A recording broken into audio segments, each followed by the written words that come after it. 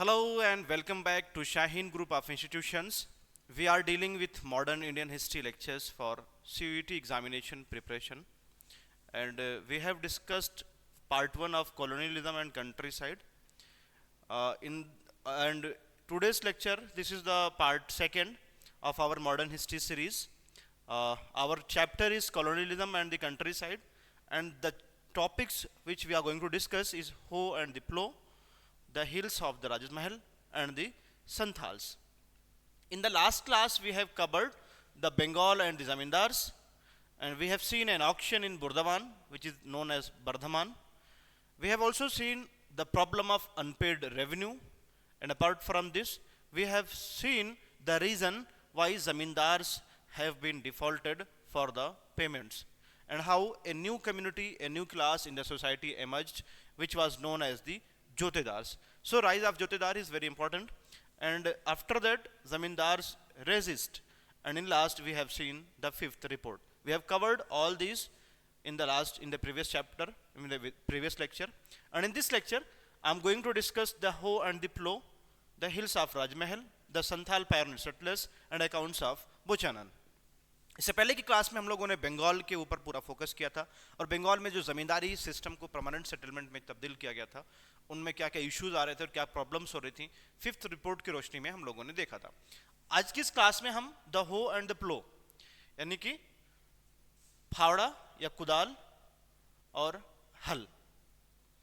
जहां फावड़ा या कुदाल जो है, हो जो है, ये ट्राइबल सोसाइटी को या पहाड़िया कम्युनिटी को डिनोट करता है, और प्लो जो है, हल जो है, ये सेटलर्स, जिसमें संथाल जो लोग थे, ट्राइबल्स थे, वो कैसे सेटलर्स बनते हैं, कैसे वो परमानेंटली एक जगह पर सेटल होकर एग्रीकल्चर शुरू करते हैं, इस चीज़ को हम लोग देखेंगे.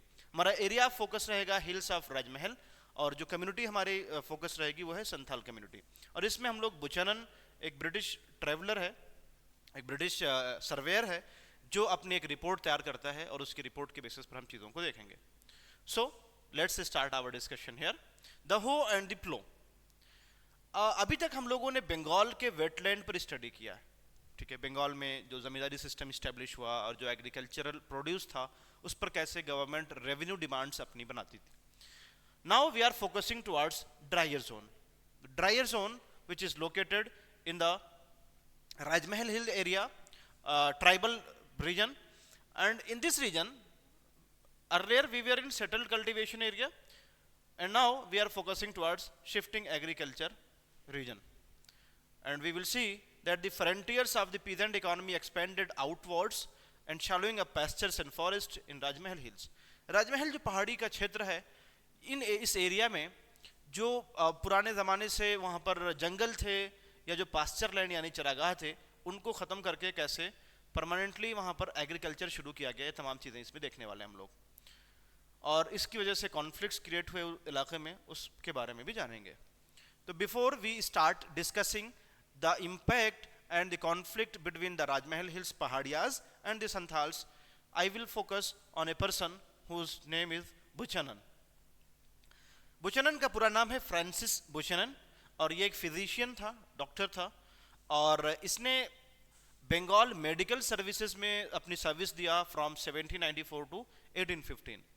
बंगाल मेडिकल सर्विसेज में सर्विस देने के बाद में कुछ सालों तक ये गवर्नर जनरल जो थे इंडिया के, लॉर्ड वेलेस्ली, तो लॉर्ड वेलेस्ली के टेन्योर में वो उनका सर्जन भी था, और ये कलकत्ता में स्टे कर रहा था, जो कि अभी के ज़माने में कोलकाता जिसे कहा जाता है कलकत्ता. तो यहाँ पर इसने एक जू ऑर्गेनाइज किया, और उस जू को कलकत्ता अलीपुर जू के नाम से जाना जाता है. ये जू काफ़ी इंपॉर्टेंट हो जाता है, और बोटेनिकल गार्डन जो है उसका भी ये शॉर्ट पीरियड के लिए इंचार्ज था. तो एक तरह से देखा जाए, ये एक फिजिशियन है और नेचुरल चीज़ों के बहुत करीब है. जू और बोटेनिकल गार्डन को ये प्रिजर्व करता है, उसको हेड कर रहा है, इंचार्ज. बंगाल गवर्नमेंट की रिक्वेस्ट पर बुचानन जो है, इसने एक डिटेल्ड सर्वे किया, ठीक है. कहाँ पर किया? ब्रिटिश ईस्ट इंडिया कंपनी का जो जुरिस्डिक्शन था, जितने इलाकों में ब्रिटिश ईस्ट इंडिया कंपनी का रूल था, उन तमाम इलाकों में बुचानन ने जा के सर्वे करना शुरू किया. 1815 में बीमार होता है, और उसके बाद में इंग्लैंड वापस चला जाता है, और उसकी मदर की डेथ के बाद में अपनी माँ की जो प्रॉपर्टी वो पाता है, तो उसी फैमिली के नाम से हैमिल्टन इसका नाम पड़ जाता है, और इसका पूरा नाम होता है बुचानन हैमिल्टन. तो बुचानन हैमिल्टन जो है या फ्रांसिस बुचनन, ये दोनों सेम नाम हैं, और ये रिपोर्ट अपनी तैयार करते हैं, और इस रिपोर्ट से हमें राजमहल हिल के बारे में काफ़ी सारी जानकारियाँ मिलती हैं। तो अगर हम इन द हिल्स ऑफ राजमहल की बात करें, राजमहल हिल्स जो है 19वीं सेंचुरी में बुचनन ने राजमहल हिल्स के थ्रू इसने ट्रैवल किया, वहाँ पर जाके इसने सफ़र किया, और उसने अपने डिस्क्रिप्शन में लिखा है कि जो पहाड़ियाँ हैं ये, स्पेशली द राजमहल हिल्स, ये इम्पेनिट्रेबल है, यानी कि इसमें आसानी से घुसा नहीं जा सकता है, आसानी से जाया नहीं जा सकता है, और एक ऐसा जोन है जहाँ बहुत सारे ट्रेवलर जाते ही गायब हो जाते हैं, वेंचर हो जाते हैं, they become distinct from the common people and also the significant danger. बहुत ही खतरनाक एरिया है ये, और व्हेरेवर ही वेंट, जहाँ जहाँ वो गया बुचनन, तो वो पीपल जो है, वहाँ के लोग जो थे, आवाम उसके साथ हॉस्टाइल थी, उसके साथ सही से पेश नहीं आ रहे थे, बल्कि वो बदतमीजी से, या एक तरह से कहें कि उसे सही से बात नहीं कर रहे थे। Apprehensive of the officials and unwilling to talk to them, तमाम लोग उसे देखते ही लगता था लोगों को कि ये कोई गवर्नमेंट का ऑफिशियल है, कोई गवर्नमेंट का नौकर है, और इसलिए वो उससे बात नहीं करना चाहते थे। बहुत सारे इंस्टेंसेस पे आप देखेंगे कि जैसे ही ये किसी भी गांव में पहुंचता था तो पूरे पूरे गांव को लोग छोड़कर खाली करके चले जाते थे।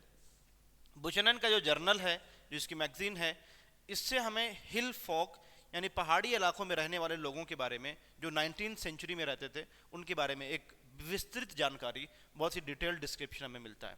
इसका जो जर्नल है, इसको एक डायरी के तौर पर लिखा गया, जिन जिन जगहों पर वो जाता था उसके बारे में वो लिखता था, विजिट करता था उसके बारे में लिखता था, जिन लोगों से मिला उनके बारे में भी लिखता था, और साथ ही साथ जो भी प्रैक्टिसेस उसने देखी उन तमाम के बारे में इसने डिटेल डिस्कशन किया अपनी डायरी में। और इस वजह से हमारे माइंड में ये क्वेश्चन होता है कि हमेशा जो है it raises questions in our mind but does not always help us answer them. बहुत सारे क्वेश्चंस इसकी डायरी से, इसके रिपोर्ट से हमें मिलती, क्वेश्चंस हमारे दिमागों में आते हैं, लेकिन उसका जवाब देने के लिए ये कामयाब नहीं होता है, यानी कि हमें सारे सवालों के जवाब इस बुक से नहीं मिलते हैं। It tells us about a moment in time but not about the longer history of people and places. ये जो डायरी है या जो रिपोर्ट है, जो जर्नल है बुचनन का, इससे हमें एक वक्त की, एक मोमेंट की थोड़ी सी जानकारी जो मिलती है, लेकिन जो लॉन्गर हिस्ट्री है लोगों की और जगहों की, वो हमें नहीं मिल पाती है, और इसके लिए हिस्टोरियंस को दूसरे रिकॉर्ड्स को खंगालना पड़ता है। तो अगर लेट 18वीं सेंचुरी की बात की जाए तो रेवेन्यू रिकॉर्ड्स जो हैं उसमें इन हिल फॉक्स को पहाड़ियास के नाम से जाना गया है। तो वो लोग जो हिल एरिया में रहते थे उन्हें पहाड़ी के नाम से रेवेन्यू रिकॉर्ड्स में दर्ज किया गया है। तो लेट 18वीं सेंचुरी में जो रेवेन्यू रिकॉर्ड्स हैं उसके ज़रिए से हमें पता चला कि जो हिल फॉक्स हैं, जो पहाड़ियों के इलाके में ये रहते हैं, इनका नाम क्या है? पहाड़िया, यानी पहाड़ी इलाकों में जो रहते हैं उनका नाम पहाड़िया लिखा गया है रेवेन्यू रिकॉर्ड्स में। ये लोग राजमहल हिल्स के आसपास रहते थे, और जो फॉरेस्ट प्रोड्यूस होता था, जंगलों से जो भी चीज़ें मिलती थीं उसी पर ये गुजर बसर करते थे, और साथ ही साथ ये शिफ्टिंग कल्टीवेशन भी कर सकते थे। तो इनका जो ऑक्यूपेशन था वो शिफ्टिंग कल्टीवेशन का था, और ये एक जगह से दूसरी जगह घूमते भी थे। ये क्या करते थे, कोई भी जंगल का जो एरिया होता था, पैचेज ऑफ फॉरेस्ट, इसको क्लियर करके झाड़ियों को कट करके जला देते थे, और फिर जो उसके नीचे जो चीज़ें होती थी उन तमाम चीज़ों को जला के वहाँ पर खेती करते थे। जो ज़मीन के टुकड़े होते थे, इसमें जलाने से जो राख होती थी, राख जो है पोटैश का काम करती थी, और उससे फर्टिलिटी बढ़ जाती थी। फिर वहाँ पर पहाड़ियाज ने वैरायटी ऑफ पल्सेस और मिलेट्स उगाए। तो अलग अलग तरीके की दाल और मोटे अनाज जो है इन्होंने वहाँ पर उगाया फॉर कंजम्पशन, अपनी गुजर बसर के लिए। They scratch the ground lightly with hoes, वो फावड़ों के ज़रिए से हल्का सा ज़मीन को खोद के और उसमें फिर कल्टीवेशन करते थे, खेती करते थे, और एक ज़मीन कुछ सालों तक वहाँ पर खेती करने के बाद में उसको परती छोड़ देते थे। फॉलो का मतलब होता है परती, यानी ऐसी ज़मीन जिस पर काफ़ी समय से कोई भी खेती ना हुई हो उसे परती कहते हैं, बिना खेती किए हुए ज़मीन को छोड़ना। तो इस तरह से उस ज़मीन को छोड़ देते थे, और कई सालों तक वो परती छूटा रहने के बाद में उसकी फर्टिलिटी रिकवर हो जाती थी, वापस आ जाती थी, और इस तरह से वो नए जगह पर जाया करते थे। इन जंगलों से जो प्रोडक्ट्स ये लोग इकट्ठा करते थे, उसमें महुआ एक बहुत ही इंपॉर्टेंट फ्लावर है, जिसको ये लोग एज ए फूड इसको प्रिजर्व करते थे, कंजर्व करते थे फॉरेस्ट से।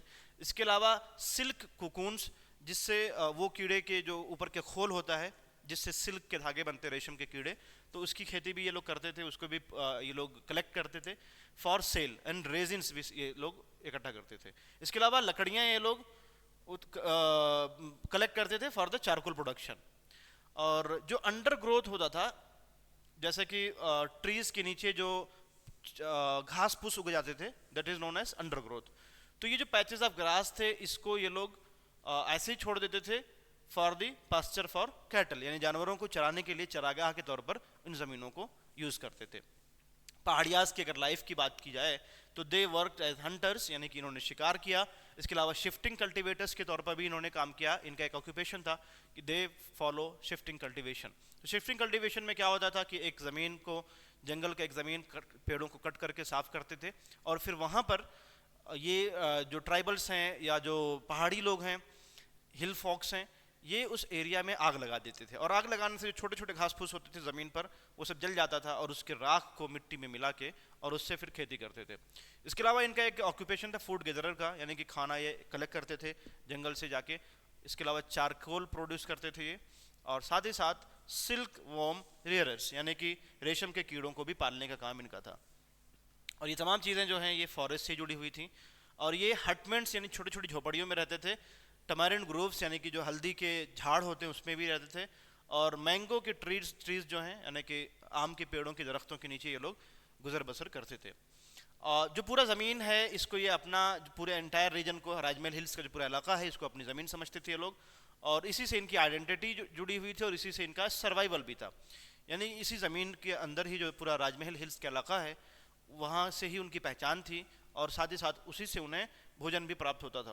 तो इस तरह से देखा जाए कि किसी भी तरह के आउटसाइडर का इंट्रूजन जो है दाखिला को ये लोग रेजिस्ट करते थे, रोकते थे, किसी भी बाहरी इंसान को वहाँ आने नहीं देते थे। जो इनके चीफ होते थे, ट्राइबल्स चीफ, ये अपने ग्रुप के अंदर यूनिटी को मेंटेन करके रखते थे और जब भी कोई डिस्प्यूट होता था तो उसका सेटलमेंट भी करते थे।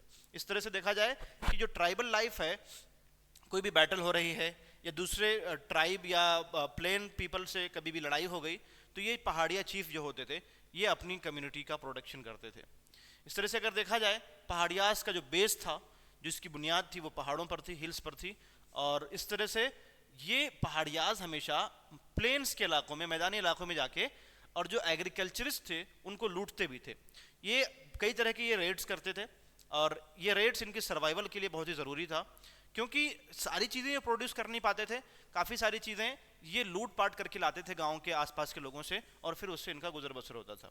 तो जब कभी भी स्कार्सिटी आती थी, यानी कि अनाज की कमी है, गल्ले की कमी है, तो ये क्या करते थे, ये रेड करते थे। किसको रेड करते थे? जो प्लेन यानी कि मैदानी इलाकों में लोग रहते हैं, खेती बाड़ी करने वाले लोग हैं, उनको ये लोग जाके लूट लेते थे। इस तरह से जो सेटल्ड कम्युनिटीज़ थी, जो एक तरह जम के रह रहे थे, घर बना के खेती कर रहे थे, उनके ऊपर ये अपने पावर को मनवा रहे थे। और एक तरह से देखा जाए कि पॉलिटिकल रिलेशंस जो है आउटसाइडर्स के साथ मेंटेन करने में इन लोकल चीफ्स का या पहाड़ियाज का बड़ा रोल रहता था। ज़मींदार जो प्लेन में हुआ करते थे, ये कभी कभी शांति स्थापित करने के लिए ये कुछ पैसे देते थे और रेगुलर ट्रिब्यूट पे करते थे टू द हिल चीफ्स, यानी कि जो पहाड़ी के चीफ होते थे, जो हेड होते थे, उन लोगों को टैक्स पे करके ज़मींदार लोग अपने इलाके का पीस मेंटेन रखते थे। इसी तरह से ट्रेडर्स जो हैं, जो उन पहाड़ी इलाकों से गुजरते थे, वो स्मॉल अमाउंट जो है ये हिल फॉक्स को, यानी कि जो पहाड़ी लोग हैं, उनको देते थे परमिशन के तौर पर, परमिशन लेने के लिए, ताकि वो रास्ते, वो पैसेज जिससे ये लोग ट्रेड कर रहे हैं, क्योंकि वो पैसेज इनके कंट्रोल में तो थे, पहाड़ियों के बीच के जो रास्ते हैं वो कहीं ना कहीं ये हिल फॉक्स कंट्रोल करते थे, तो उनसे कोई ख़तरा ना हो या प्रोडक्शन के लिए आम लोगों को, जो ट्रेडर्स होते थे, उन्हें कुछ ना कुछ पैसा देना पड़ता था। इस तरह से देखा जाए कि एक टोल के तरह से, जैसे कि रोड वगैरह का टोल कलेक्ट किया जाता है बाय द गवर्नमेंट, तो इसी तरह से पहाड़िया चीफ जो होते थे ये टोल कलेक्ट करने के बाद में इन ट्रेडर्स को प्रोडक्शन प्रोवाइड करते थे और साथ ही साथ इस बात को ये इंश्योर करते थे कि इनके माल को लूटा नहीं जाएगा। तो ये एक बड़ी इंपॉर्टेंट चीज़ थी जो दोनों के लिए बेहतर थी कि जो पहाड़िया चीफ हैं, ये इनको कुछ पैसा मिल जा रहा है और उसके बदले में ये उसकी प्रोडक्शन की जिम्मेदारी लेते थे। इस तरह से कभी कभी इस तरह के पीस को नेगोशिएट करना मुश्किल भी होता था। लास्ट डिकेड्स ऑफ 18वीं सेंचुरी में, यानी 18वीं सदी के आखिरी जो डिकेड है, उसमें फ्रंटियर सेटलमेंट जो है एग्रीकल्चरिस्ट का, ये बढ़ना शुरू हुआ ईस्टर्न इंडिया में। इसकी वजह से कई ज़्यादा एग्रेशन होना शुरू हुआ। ब्रिटिशर्स ने फॉरेस्ट क्लियरेंस को इनकरेज किया, यानी कि ब्रिटिशर्स का मकसद क्या था कि वो जंगल को कट करके एग्रीकल्चरल लैंड को बढ़ाना चाहते थे। इससे फ़ायदा क्या था कि जब एग्रीकल्चरल लैंड बढ़ेंगे तो रेवेन्यू कलेक्शन ज़्यादा होगा। तो इसकी वजह से कॉन्फ्लिक्ट होना शुरू हुआ। इसी तरह से ज़मींदार और जोतेदार जो थे, इन्होंने अनकल्टिवेटेड लैंड यानी ऐसी ज़मीन जिस पर खेती बाड़ी नहीं होती थी, वो चाहे पास्चर लैंड के तौर पे हो या जंगलों के तौर पर हो, ऐसी ज़मीनों को राइस फील्ड में कन्वर्ट करने की कोशिश किया। तो ब्रिटिशर्स ने भी फॉरेस्ट क्लियरेंस की तरफ जोर दिया। साथ ही साथ अगर ज़मींदारों की और जोतेदारों की बात की जाए तो इसमें इन्होंने क्या किया, अनकल्टिवेटेड लैंड यानी ऐसी ज़मीन जिस पर खेती नहीं हो रही थी उस पर कल्टीवेशन करना शुरू करवाया। तो ब्रिटिशर्स के लिए एक्सटेंशन ऑफ सेटल्ड एग्रीकल्चर जो है ये ज़रूरी था, यानी कि सेटल्ड एग्रीकल्चर जब बढ़ेगा तो इससे सोर्सेज ऑफ लैंड रेवेन्यू पैदा होंगे और साथ ही साथ प्रोड्यूस होगा, ज़्यादा फसल, ज़्यादा क्रॉप उगाई जाएगी फॉर द एक्सपोर्ट। तो ये बेनिफिट था। इसके अलावा establish the basis of A settled order society. Britishers चाहते थे कि एक सेटल्ड लाइफ रहे, जो ट्राइबल्स हैं, जो पहाड़ियाज हैं, वो एक जगह से दूसरी जगह मूव किया करते थे और इससे बड़ी दिक्कतें होती थी, उनको कंट्रोल नहीं किया जा सकता था। तो ब्रिटिशर्स इस बात को इनकरेज कर रहे थे कि तमाम लोग सेटल हो जाएं और एग्रीकल्चर प्रैक्टिस करें। इससे दो फायदा था, एक ये कि लॉ एंड ऑर्डर मेंटेन करने में आसानी होगी और दूसरी चीज़ ये है कि लैंड पर जब एग्रीकल्चर होगा तो उससे रेवेन्यू मिलेगा और उसके साथ ही साथ जो एक्स्ट्रा प्रोड्यूस होगा उसको एक्सपोर्ट भी कर सकते हैं। तो ये बेनिफिट्स थे ब्रिटिशर्स को, इस वजह से वो सेटल्ड एग्रीकल्चर को प्रमोट करना चाह रहे थे। ब्रिटिशर्स ने फॉरेस्ट से जुड़ी हुई चीज़ों को वाइल्डनेस यानी बर्बरियत या जंगलियत से जोड़ा और क्या कहा कि जो फॉरेस्ट के लोग होते हैं ये सैवेज होते हैं, ख़तरनाक लोग होते हैं, गैर मुहज़्ज़ब होते हैं, अनरूली यानी उन पर आप कोई चीज़ नाफिज नहीं कर सकते, लागू नहीं कर सकते, प्रिमिटिव यानी पुराने ज़माने के लोग हैं और इनको गवर्न करना मुश्किल है। तो ये इल्ज़ाम भी लगाया ब्रिटिशर्स ने और इन लोगों ने ऐसा भी महसूस किया कि जो फॉरेस्ट है इसको साफ़ किया जाना बहुत ही ज़रूरी है और सेटल्ड एग्रीकल्चर जब इस्टेब्लिश होगा तो फॉरेस्ट के लोगों को टेम किया जा सकता है। टेम मीन्स पालतू बनाना, जैसे हम एनिमल्स को पालतू बनाते हैं। तो ब्रिटिशर्स की नज़र में ये सारे ट्राइबल्स और जो हिल फॉक्स थे इनको ये मानते थे कि ये सब सैवेज हैं और लाइक एनिमल हैं, तो इनको अगर पालतू बनाना, इंसानों जैसा बनाना है तो जंगल को काट करके इनको सेटल्ड लाइफ गुजारना होगा, इनको सिविलाइज करना है। साथ ही साथ ये भी प्रमोट करना है कि ये हंटिंग को छोड़ दें, गिव अप दी हंटिंग, और खेती करने के लिए हल ले लें। ये तो as settled agriculture expanded the area under forest and pasture contracted. जैसे जैसे खेती की ज़मीनें बढ़ रही थी, एग्रीकल्चरल लैंड बढ़ रहा था, तो जो फॉरेस्ट का एरिया है वो कम हो रहा था और जो पास्चर्स हैं यानी कि चरागाह हैं वो भी कम हो रहे थे। ऑब्वियस सी बात है कि जब आप खेती इंक्रीज करेंगे तो खेत कहाँ बनाएंगे, जंगलों को काट के या चरागाहों को जुताई करके। तो जैसे जैसे खेतियाँ बढ़ रही थी, एग्रीकल्चरल लैंड एक्सपेंड हो रहा था, वैसे वैसे फॉरेस्ट और पास्चर लैंड कॉन्ट्रैक्ट हो रहे थे, सिमट रहे थे, थोड़े हो रहे थे।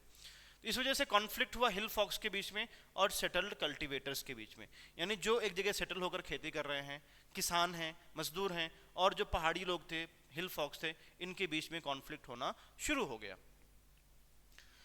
अब हिल फॉक्स ने क्या किया कि जो सेटल्ड विलेजेस थे वहां पर रेड करना शुरू कर दिया और रेगुलरिटी के साथ में रेगुलर ये लोग जाके रेड करने शुरू कर दिए।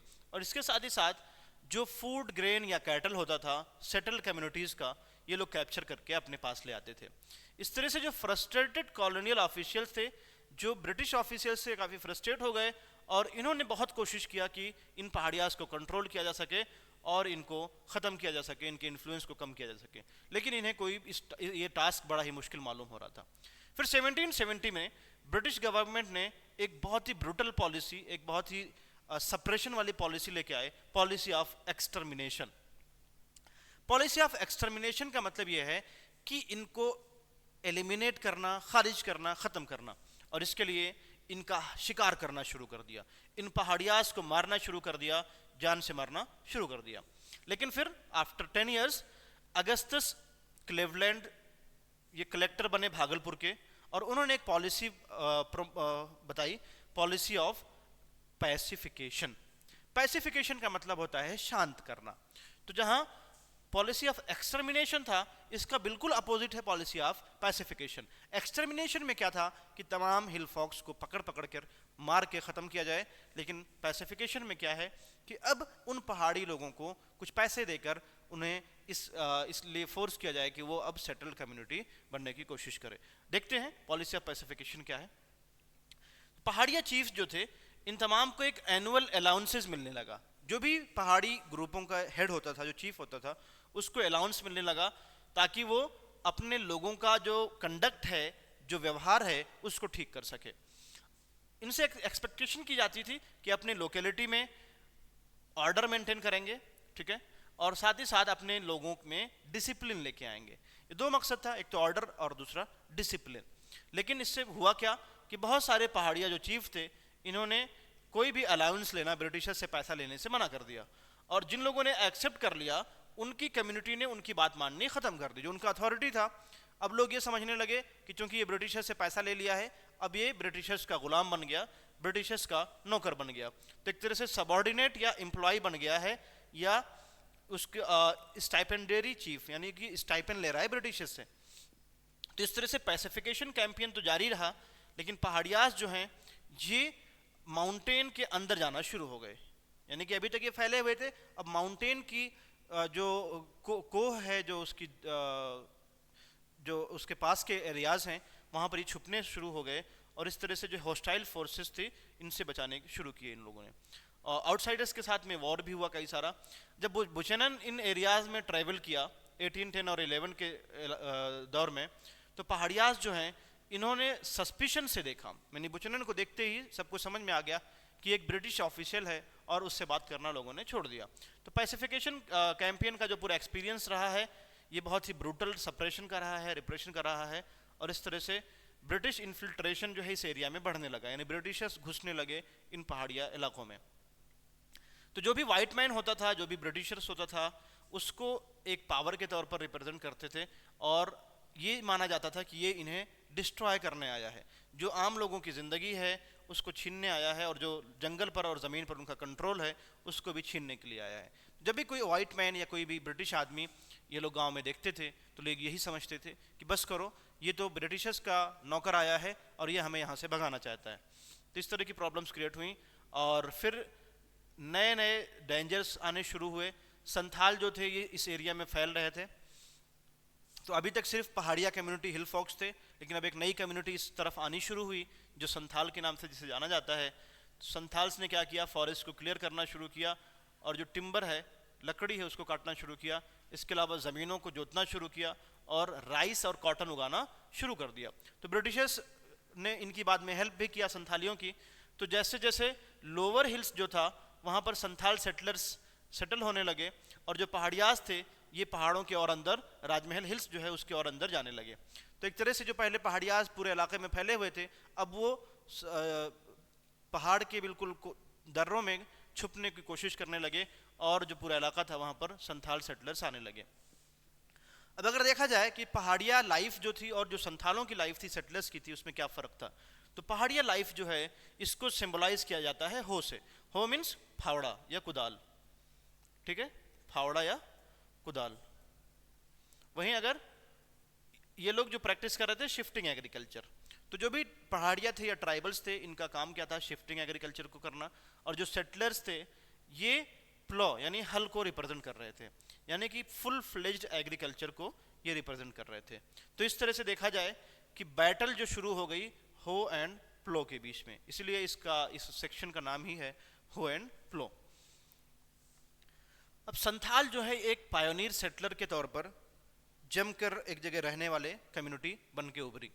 इसके पीछे का जो लॉजिक था कि 1810 के आखिर में जब बुचनन ने गंजुरिया पहाड़ है जो राजमहल हिल का एक हिस्सा है, वहाँ से गुजर रहा था, तो उसने एक गांव में पहुंचा जो कि बहुत पुराना गांव था, और उसके आसपास जो है जल्दी ही कल्टीवेशन के लिए इलाकों को साफ किया गया था।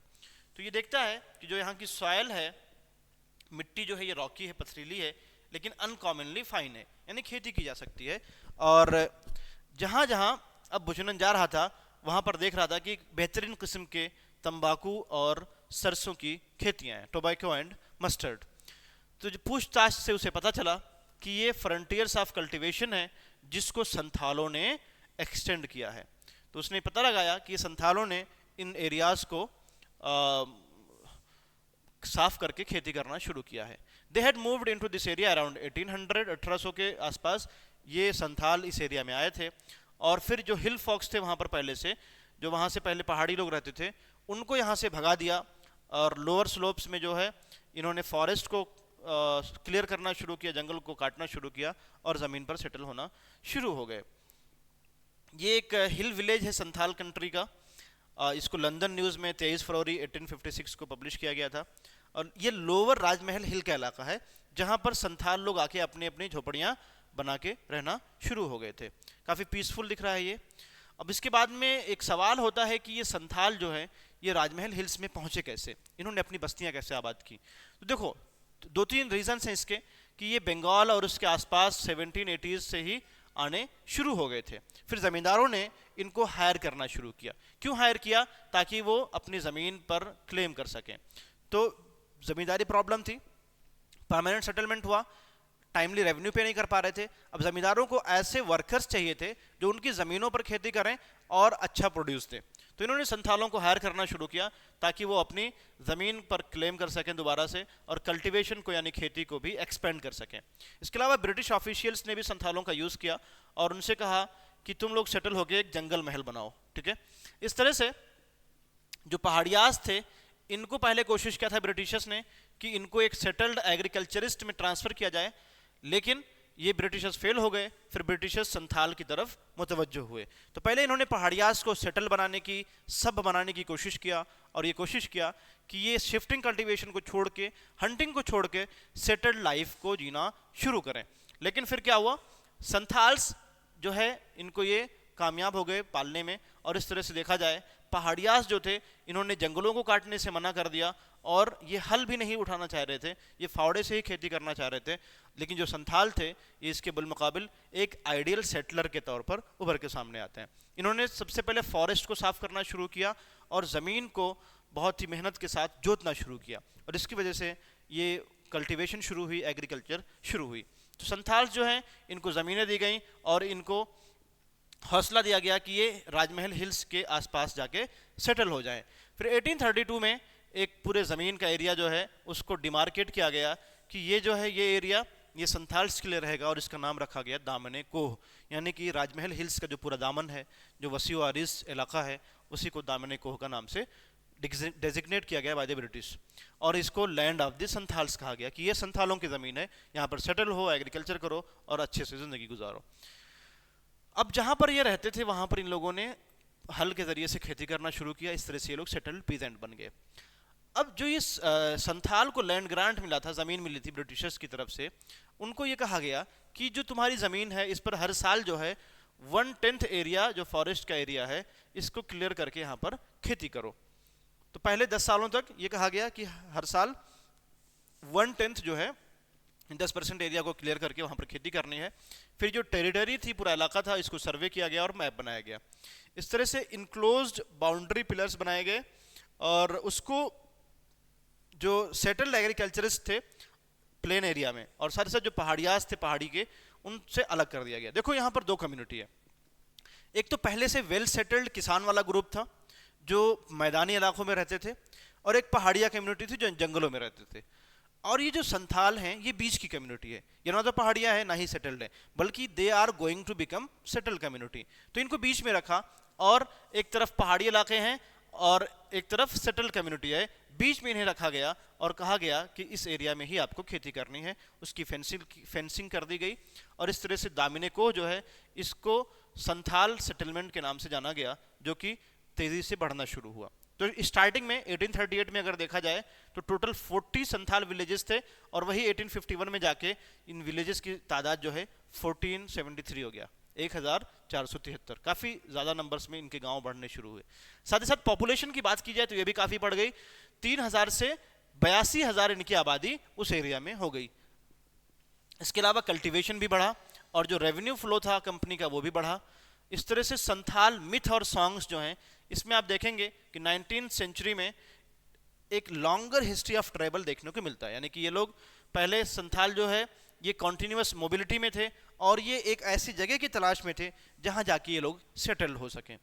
तो इस तरह से देखा जाए अगर कि ये दामने कोह तक जो इनकी जर्नी आके ख़त्म होती है, this was the end, but इनका जो सफ़र है, जो इनकी जर्नी थी, ये बहुत पहले ही स्टार्ट हो चुकी थी। इस तरह से राजमहल हिल के आसपास के इलाकों में जब संथाल लोग सेटल होना शुरू किए तो जो पहाड़ियाज थे इन्होंने इनका रेजिस्ट करना शुरू किया, और दोनों में जब लड़ाई हुई तो पहाड़ियाज को और ज़्यादा पहाड़ी दर्रों में छुपना पड़ा, और ये जो संथाल हैं ये हिल के निचले इलाकों में फैलने। इसके अलावा यहाँ पर देखिए, restricted from moving down to the lower hills and valleys, they were confined to the dry interior and to the more barren and rocky upper hills. ये पहाड़ियाज की बात की जा रही है कि पहाड़ियाज जो हैं ये चूंकि अब नीचे नहीं आ सकते थे क्योंकि नीचे संथालियों का कब्जा हो गया था, तो इनको फोर्स किया गया कि अब ये जो ड्राई इंटीरियर है यानी अंदर का जो ड्राई इलाका है और जो बैरन लैंड है यानी कि जिस पर खेती नहीं हो सकती, पहाड़ी इलाके हैं ऊपरी पहाड़ी पर, वहाँ जाके ये लोग रहें। इस तरह से उनकी ज़िंदगियाँ जो हैं ये काफ़ी अफेक्टेड हो गई, और एक लंबे वक्त के लिए देखा जाए तो काफ़ी बुरी सिचुएशन हो गई थी पहाड़ियों की।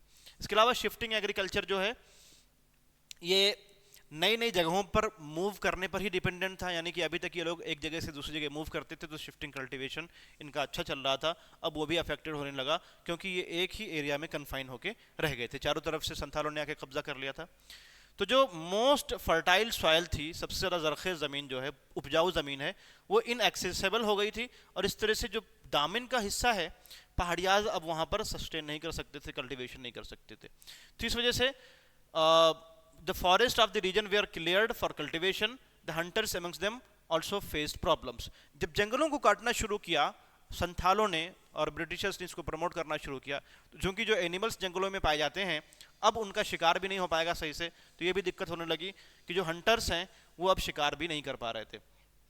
संथाल ने जो है अपनी मोबिलिटी वाली लाइफ को छोड़ दिया था और एक जगह सेटल हो गए थे, और कई सारे कॉमर्शियल क्रॉप्स ये लोग उगाना शुरू कर दिए थे फॉर द मार्केट, और इस तरह से ट्रेडर्स और मनी लेंडर्स के ज़रिए से ये डील किए जाते थे। यानी कि पहले ये मनी लेंडर्स से पैसे लेते थे और उसके बाद में वो खेती करते थे और बाद में ट्रेडर्स को अपना ये पूरा सामान बेचते थे। तो संथालों ने बहुत जल्द ही ये पता लगा लिया कि जिन ज़मीनों को वो मेहनत करके तैयार करके उपजाऊ बनाए, जिन पर इन्होंने खेती करना शुरू किया, जिनको इन्होंने बसाया, वो ज़मीनें अब इनके कब्ज़े से निकल रही हैं, they are slipping from their hands. और ये क्यों हुआ? क्योंकि जो स्टेट थी, जो गवर्नमेंट थी, ब्रिटिश गवर्नमेंट उस टाइम की, इसने हैवी टैक्सेस लगाना शुरू किया। ब्रिटिशर्स चूँकि वो बहुत ही चालाक होते थे और पहले इन्होंने कहा कि सेटल्ड एग्रीकल्चर करो, खेती करो, और जब खेती होनी शुरू हो गई, जैसे ही उससे थोड़ा सा प्रोड्यूस आने लगा तो ब्रिटिशर्स ने उस पर हाई रेवेन्यू, हाई टैक्सेस लगा दिया और कहा कि संथालों ने जो ज़मीनें क्लियर की हैं अब उस पर टैक्स देना पड़ेगा। साथ ही साथ जो मनी लेंडर्स थे, जो महाजन थे, जो पैसे वगैरह देते थे, जिनको ये लोग दीकूस के नाम से जानते थे, ये हाई इंटरेस्ट रेट चार्ज करने लगे। और इस तरह से देखा जाए कि जो लैंड है, जब कभी ये लोग अपना रेवेन्यू पे नहीं कर पाते, सॉरी जो लोन लिए रहते थे उस पर इंटरेस्ट और लोन नहीं पे कर पाते थे, तो ये ज़मींदार, ये मनी लेंडर्स जो हैं, इनकी ज़मीन को, इनके लैंड को छीन लेते थे। साथ ही साथ जो ज़मींदार थे वो भी दामिन एरिया में कंट्रोल करना शुरू कर दिए थे। तो by 1815 Santhal felt that the time had come to rebel against zamindars. 1850 तक संथालियों को ये पता चल गया, ये इस बात का एहसास हो गया कि अब जो है हमें बगावत करनी पड़ेगी, हमें रेबिलियन करना पड़ेगा ज़मींदारों के ख़िलाफ़, मनी लेंडर्स के ख़िलाफ़ और कॉलोनियल स्टेट के ख़िलाफ़, ताकि एक आइडियल वर्ल्ड बनाया जा सके जिसमें वो खुद से रूल कर सकें। उसके बाद संथाल रेवोल्यूशन होता है 1855-56 में, और इसमें संथाल परगना एक बनाया जाता है। संथाल परगना जो है ये 5500 स्क्वायर मील का एक पूरा एरिया है जो भागलपुर और बीरभूम डिस्ट्रिक्ट में मौजूद है। तो भागलपुर जो अभी बिहार में है, ये पूरा एरिया जो है, और बंगाल का रीजन बीरभूम, इसको पूरा मिला के एक संथाल परगना बनाया गया आफ्टर दी संथाल रिवोल्ट। तो कॉलोनियल स्टेट जो थे, इनको ये उम्मीद थी कि इस तरह से नई टेरिटरी बनाने से जो संथाल हैं इन पर हम स्पेशल लॉज नाफिज करेंगे जिससे इनको हम आसानी से कंट्रोल कर सकते हैं। ये पिक्चर है जो आपकी एनसीईआरटी की बुक में है, ये है सिद्धू माझी। सिद्धू माझी ये लीडर थे संथाल रेबेलियन के जो 1855-56 में हुआ था, और काफ़ी बड़ा रोल रहा है इनका ब्रिटिशर्स के ख़िलाफ़, दीकूस के ख़िलाफ़ स्ट्रगल में। इसके अलावा इधर की पिक्चर देखें आप, this is Santhal fight the sepoys of British Raj. तो जो ब्रिटिश राज में सिपाही थे, उनके सिपाहियों का संथालियों के साथ जंग हुआ, लड़ाई हुई, और 23 फरवरी 1856 को एक लंदन न्यूज़ में इसको इलस्ट्रेट किया गया था, जिसमें दिखाया गया है कि villages that had earlier seemed calm and peaceful now appear to have become places of violent and savage deeds. यानी कि वो गांव जिनको पहले शांत और शांतिपूर्ण या सुकून वाला इलाका समझा जाता था, अब वो बहुत ही वायलेंट और बहुत ही ज़्यादा झगड़ालू किस्म के लोग बन के उभरे थे. ये चीज़ें थी जो रिवोल्ट के बाद में काफ़ी सारी चीज़ें चेंज हुई. अब ये बुचेनन जो है, इन्होंने अपनी एक जो डायरी लिखी थी, उनके जो अकाउंट्स थे, उसको हम किस तरह से यूज़ कर सकते हैं. तो बुचेनन का अकाउंट है, इसको अगर देखें हम लोग, इसकी रिपोर्ट्स जो हम पढ़ते हैं, तो इस बात को हमें नहीं भूलना चाहिए कि जो ये बुचेनन था, he was employ of British East India Company. और चूंकि ब्रिटिश ईस्ट इंडिया कंपनी का था, तो ब्रिटिश ईस्ट इंडिया कंपनी की जो रिक्वायरमेंट्स थी, जो डिमांड्स थी, उसी को पूरा करने के लिए ये सर्वे कर रहा था. तो जो उसकी जर्नी है, ये कोई simply inspired by the love of landscape नहीं था. कोई ऐसा नहीं था कि उसको ज़मीन से मोहब्बत है इसलिए वो इस तरह की जर्नी कर रहा है या सर्वे कर रहा है, बल्कि उसका मकसद क्या था कि जो अननोन एरिया है उसको डिस्कवर करना, ताकि ब्रिटिश गवर्नमेंट अच्छे से और रूल कर सके. तो जहाँ कहीं भी जाता था, एक लार्ज आर्मी ऑफ पीपल उसके साथ होती थी, जैसे कि ड्रॉट्समैन जो ड्राइंग वगैरह करते हैं, मैप ड्रॉ करते हैं, सर्वेयर्स सर्वे करने वाले, प्लंक्विन बेयरर्स जो पालकी पर उठा के ले जाते हैं, इसके अलावा कुलीस भी थे जो उसका सामान उठा के ले जाते थे. तो बुचेनन जहाँ जहाँ ट्रैवल किया, उसके साथ एक पूरी फौज होती थी. इस वजह से और जो गांव के लोग देखते थे, ट्राइबल्स लोग देखते थे कि कोई ब्रिटिशर्स आ रहे हैं और इतने सारे अमला के साथ, इतने सारे आदमियों के साथ, तो वो घबरा कर वहाँ से भागना शुरू हो जाते थे. इसके अलावा जो कॉस्ट ऑफ ट्रैवल था इस पूरी आर्मी के चलने का, वो ईस्ट इंडिया कंपनी ही बियर करती थी. इस तरह से अगर देखा जाए तो बुचेनन ने वही इंफॉर्मेशन कलेक्ट किया है जो कंपनी को ज़रूरत थी. इसके अलावा बुचेनन ने स्पेसिफिक इंस्ट्रक्शंस, बुचेनन को था कि वो वही चीज़ें देखेगा, उन्हीं चीज़ों के बारे में लिखेगा जिसकी उसे इंस्ट्रक्शन दी गई है, जिसके बारे में उससे कहा गया है.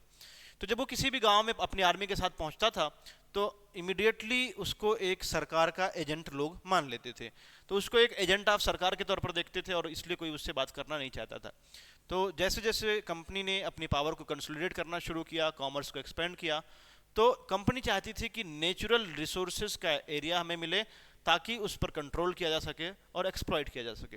तो बुचेनन की जो डायरी है वो इसी पर बेस्ड है कि वो ब्रिटिश ईस्ट इंडिया कंपनी के लिए नए नए इलाकों की तफ्तीश कर रहा है, पता लगा रहा है, खोज कर रहा है, ताकि नेचुरल रिसोर्सेज को कंट्रोल किया जा सके और उसका एक्सप्लॉयटेशन, उसका हनन किया जा सके. It surveyed landscapes and revenue sources, organized voyages of discovery, and sent its geologists and geographers, its botanists and medical men to collect information. जो भी सर्वे हो रहा था अलग अलग इलाकों में, तो रेवेन्यू सोर्सेज के लिए, इसके अलावा जो भी सफ़र ऑर्गेनाइज किया गया डिस्कवरी के लिए, और फिर इसने जियोलॉजिस्ट और जियोग्राफर्स को भेजा ज़मीन का पता लगाने के लिए, और पेड़ पौधों और मेडिकल के लोगों को भेजा ताकि वो इन्फॉर्मेशन कलेक्ट कर सकें. बुचेनन जो है, इसमें कोई शक नहीं है कि एक एक्स्ट्रा ऑर्डिनरी ऑब्जर्वर था और इस तरह का वो अपने आप में इंडिविजुअल आदमी था. जहाँ जहाँ बुचेनन गया, उसने जो है जो चीज़ें वहाँ पर ऑब्जर्व की, वो चाहे स्टोन हो, रॉक्स हों, उसके बारे में लिखा, और इसने सॉइल के अलग अलग लेयर्स और स्ट्रेटा के बारे में भी लिखा. साथ ही देखा जाए कि इसने मिनरल्स और स्टोन्स को भी सर्च किया, और जो कमर्शियली वैल्यूएबल मिनरल्स हैं उसका भी इसने रिकॉर्ड किया, जैसे आयरन ओर है, लौह अयस्क या माइका है, ग्रेनाइट है, साल्ट पीटर है.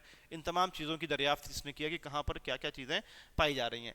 इसके अलावा जो लोकल प्रैक्टिसेस थी सॉल्ट मेकिंग की, यानी नमक बनाने की, साथ ही साथ आयरन और माइनिंग की, लौह अयस्क की खुदाई का जो पूरा प्रोसेस होता है, इसको बहुत ही क्लोजली इसने ऑब्जर्व किया और ब्रिटिशर्स को बताया जाके. बुचेनन ने एक ऐसे एरिया के बारे में लिखा है जिसको ये पहले ऐसा कोई ज़मीन नहीं देखा था, और इसने कहा कि ऐसी ज़मीन को हम लोग ट्रांसफॉर्म करके और ज़्यादा प्रोडक्टिव बना सकते हैं, जहाँ पर हम अलग अलग तरीके से कल्टीवेशन कर सकते हैं, अलग अलग तरीके के क्रॉप्स उगा सकते हैं, और कहाँ कहाँ हमें पेड़ को काटने की ज़रूरत है और कहाँ पर पेड़ उगाने की ज़रूरत है. ये तमाम चीज़ें उसने अलग अलग इलाकों के बारे में अपने सर्वे में लिखा. तो उसकी जो विज़न थी या उसकी जो प्रायोरिटीज़ थी वो लोकल इनहेबिटेशन से अलग थी, जो लोकली लोग चाहते थे उससे बिल्कुल अलग इसके चीज़ें थी. और अगर देखा जाए कि कॉमर्शियल कंसर्न्स जो थे गवर्नमेंट के उस टाइम पे, कंपनी के, और मॉडर्न वेस्टर्न नोशंस जो था, उसके असेसमेंट के थ्रू इसने उसके असेसमेंट को नज़र में रखते हुए इसने अपनी तरक्की को आगे बढ़ाया, अपनी रिपोर्ट्स को आगे बढ़ाया.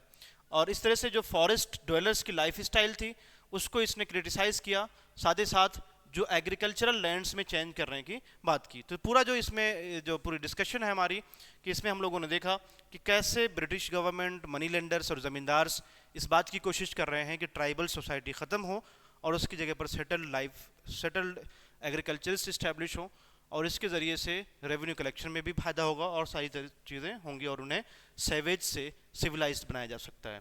Thanks for watching, thank you so much. We will meet you in next class and we will cover the remaining parts. Thank you so much.